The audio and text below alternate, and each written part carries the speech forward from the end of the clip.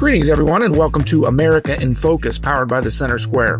I'm Dan McCaleb, Chief Content Officer at Franklin News Foundation, publisher of the Center Square Newswire service.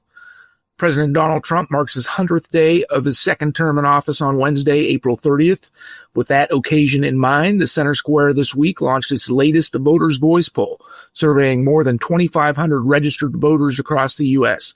about how they think the president is doing on issues such as the economy, border security, the Department of Government Efficiency, or DOGE, and more. Joining me to discuss this is Casey Harper, Washington, D.C. Bureau Chief for the Center Square. Casey, the Center Square has published a couple of stories off the poll results, and more stories will be published at thecentersquare.com in the coming days and week. What are your takeaways?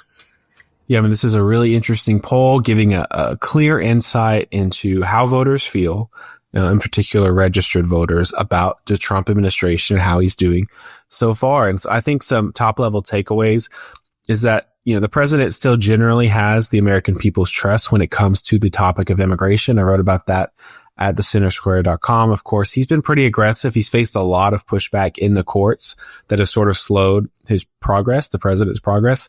But generally, Americans are behind the president on immigration. They haven't, abandoned him at all. And of course, that was one of the main things he was elected on. So according to our poll, 47% of those surveyed say that federal immigration policy has gotten better, compared to only 32% who say it's gotten worse. So that's a 15-point spread, 15-point advantage for it improving, saying that immigration policy has improved versus those who say it's gotten worse. Now, if you take those who say there's been no change, you get up to 60%. People who say it's either gotten better or there's been no change, it's 60%. There is a small contingent that say that Trump is not acting aggressively enough. They want basically people kicking down doors and bombing the cartels and taking really aggressive measures. And so in their mind, it's not that they oppose Trump from a leftward position, it's that they think he's not being aggressive enough. But so the people who want Trump to keep doing what he's doing on immigration, or maybe even to go harder, I think will be over half of the country. And so that's a big takeaway. Now, however, many other issues for the president do not look nearly as good. In particular, the economy. The economy, and inflation are what helped Trump get elected. But right now, about 37% of voters in our poll approve of Trump's handling of the economy, compared to 54% who either strongly disapprove or somewhat disapprove. So Dan, he's underwater on his handling of the economy. You have to imagine that goes back to tariffs, because inflation has actually been pretty good since Trump took office. The inflation numbers are good. The jobs numbers are not bad at all.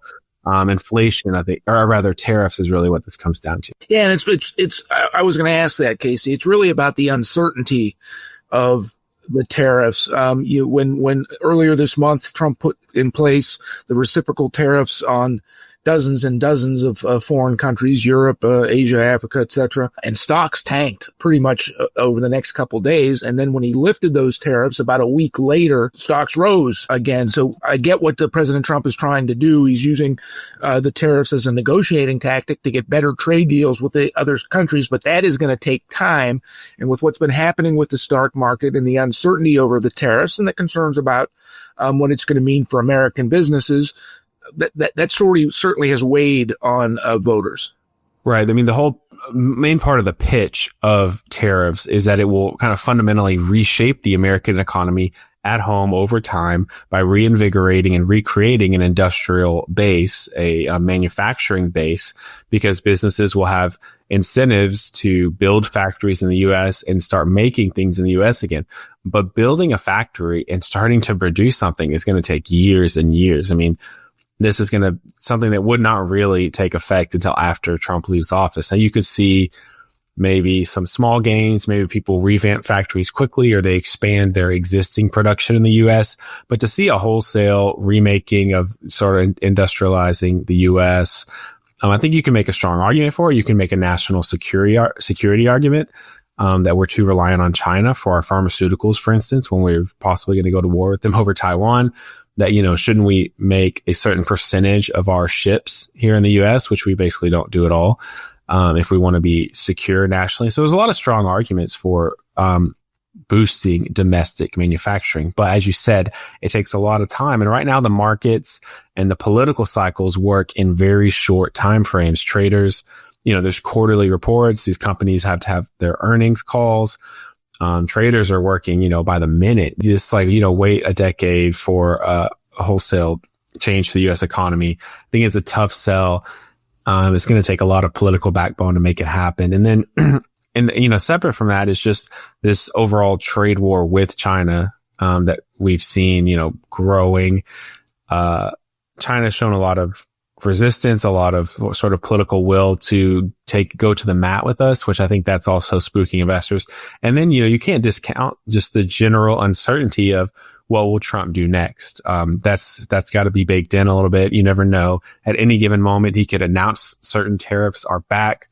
And I think that is spooking investors. Casey, I don't want to give too much away because we're still analyzing the polling data and working on additional stories.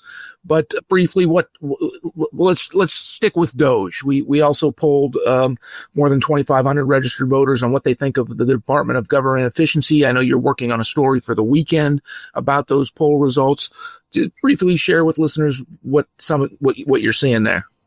Right. So we've seen that Doge has been highly controversial.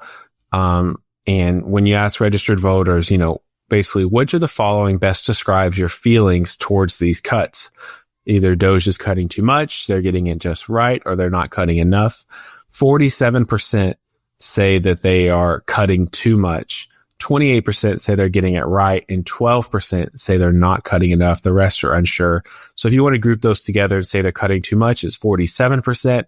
And then those who say they're doing it just right or they're not cutting enough, that would be 40%. So you have the plurality. Basically, it breaks down to 47 versus 40, and then a very large 14% that are not sure. I mean, if you look at the breakouts here, 75% of Democrats say Doge is cutting too much, whereas only 19% of Republicans say the same thing. So it's clear political bias here, political lines here. Obviously, Republicans want more cuts. Democrats say this is, out of control. There's been a lot of criticism over cutting U.S. aid, and there's so much talk about how Social Security is going to get cut, although I really think that's not going to happen. So right now there's some hesitancy as against Doge, and Elon Musk is looking like he's going to take a step back. I guess Musk tried to take on the entire federal government, and right now it looks like the federal government may have won. Thank you for joining us today, Casey. Listeners can keep up with all of the Center Square Voters Voice Poll stories at thecentersquare.com.